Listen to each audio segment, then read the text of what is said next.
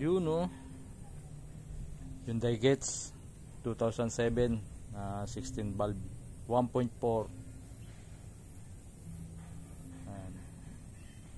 Magpapalit kami ng timing belt. Ang timing nya timing, hindi naman kayo maliligaw sa timing.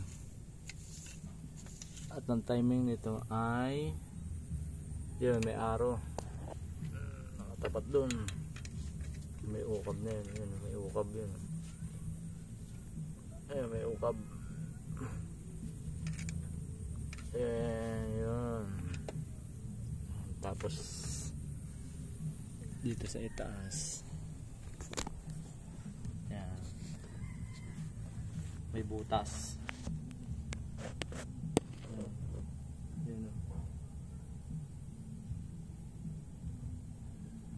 Tapat mo lang doon sa may butas. Yun.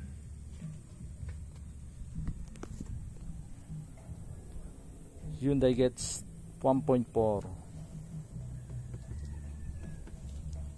Palit timing belt, water pump, tensioner bearing, lahat papalitan natin.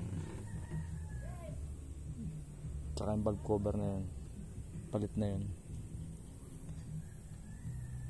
Pre-condition Hyundai Getz na matic. Tagas yun, oil seal, palit na rin yan, oil seal.